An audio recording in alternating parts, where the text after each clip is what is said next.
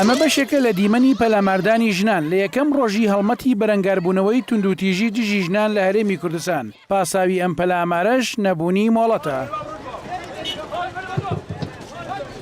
ڕێپێوانێکی زۆر هێمنانە بوو لە بەردەم باخی گشتی سلێمانیەوە بۆ بەردەم مەزگەوتی گەورە، بەڵام پێش ئەوەش بە 5 ڕۆژ داوای مۆڵەت کرابوو لە پارێزگای سلێمانی. بێگومان ئەمە دەسەڵات لی بەرپرسە. ئەوی دوێنە ڕوبەڕووی ئێمە بووە ئەتوانی بڵێ کارێکی هەندە نامرۆڤانە بوو کە جارێکی تر لەو ڕۆژەدا سیستەمی عقلەتی پیاوسالاری لە چوارچێوەی سیستەمی دەسەڵاتی باشووری کوردستاندا جارێکی تر پەیمانی خۆی نوێت کردەوە کە بە دڕیندەترین و بە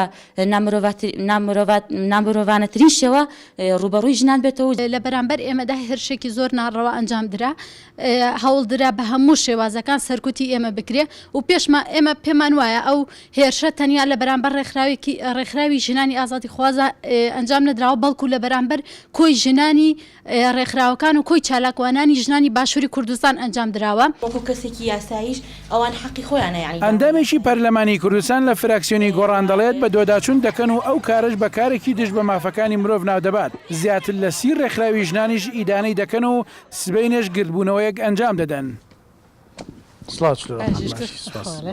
ئەوەی ئەمڕۆ بۆم باسکە چیتان کردو؟ ئەمڕۆ ئێمە لە گروپیشیان کۆبووینەوە، گروپی ژیان پێک هاتۆوە بۆ نمونە لە 30 ڕێکخراو کۆبووینەوە باسیەوەمان کرد کە ئەم دەستدرێژیە کە کراوەتە سەر ژنان و ئەم هێرشە کە کراوەتە سەر ژنان لە ڕۆژی نێشتنی توندوتیژیە بێ ئێمە کاردانەوەمان هەبێ، بێ ئێمە بەڕاستی مەحکومی بکەین و شەرمەزاری بکەین.